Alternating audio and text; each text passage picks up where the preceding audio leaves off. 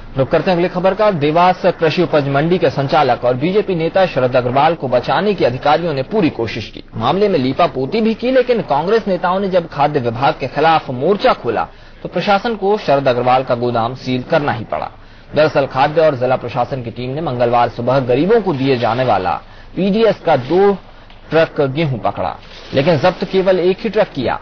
दूसरे ट्रक में लदा गेहूं पीडीएस का है। इस बात को मानने से ही प्रशासन ने इनकार कर दिया, क्योंकि प्रशासन को इस बात की जानकारी मिल गई थी कि ये गेहूं शरद अग्रवाल के गोदाम में उतारा जा रहा था। लिहाजा प्रशासन ने भरसक कोशिश की कि ऐसा ना हो। मामले की भनक जब किसान कांग्रेस के नेताओं को लगी तो उन्होंने इस पर लीपापोती की जानकारी जिले के आला अधिकारियों को दी, जिसके बाद खाद्य विभाग को यह कार्रवाई करनी पड़ी।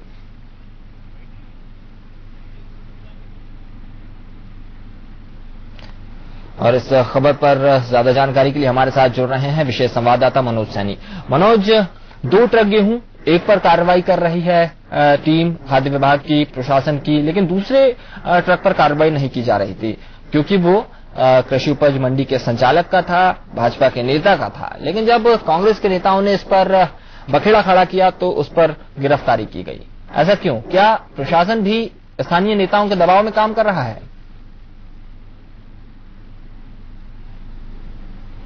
देखिए, दरअसल पूरा जो मामला खड़ा होता है, पूरा जो सवाल खड़ा होता है वो सार्वजनिक वितरण प्रणाली पर होता है। सार्वजनिक वितरण प्रणाली जो है वो गरीबों के लिए बनाई गई, लेकिन गरीबों का अनाज किस तरह बड़े नेताओं के, रसूखदारों, व्यापारियों के गोडाउन तक पहुंच जाता है, इसका जीता जागता उदाहरण देवास में पड़ी रेड है। मैं आपको बताना चाहूंगा कि 2 ट्रक यहाँ गेहूं पकड़ा गया था, जिसमें करीब 180 बोरी गेहूं थे।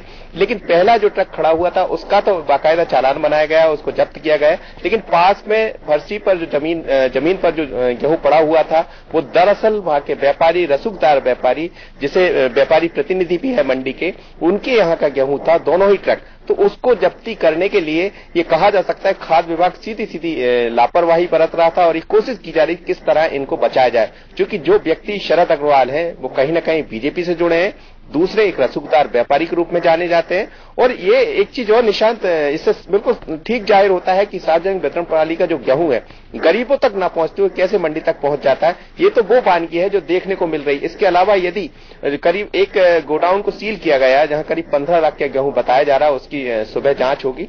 लेकिन बिल्कुल इस बात से साफ जाहिर होता है और साफ साफ देखा जा सकता है कि गरीबों का गेहूं व्यापारियों तक पहुंच जाता है और गरीब जो है वो गरीब बने रह जाते हैं। जी बिल्कुल मनोज, एक और सवाल। पहले कार्रवाई करने से इनकार कर रहा था प्रशासन, खाद्य विभाग की टीम, उसके बाद कार्रवाई की गई, इसके पीछे क्या दलील दी?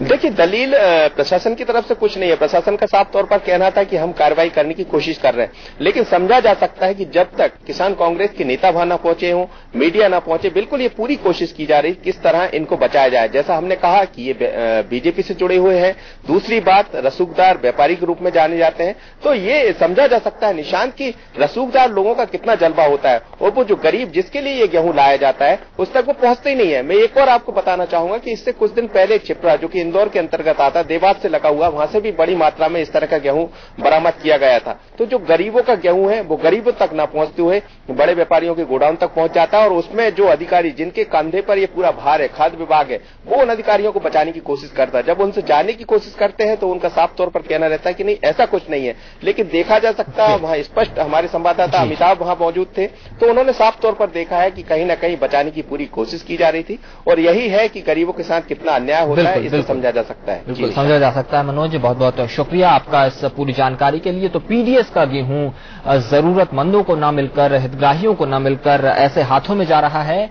जो इसका गलत इस्तेमाल कर रहे हैं, अपने कारोबार में इसका इस्तेमाल कर रहे हैं।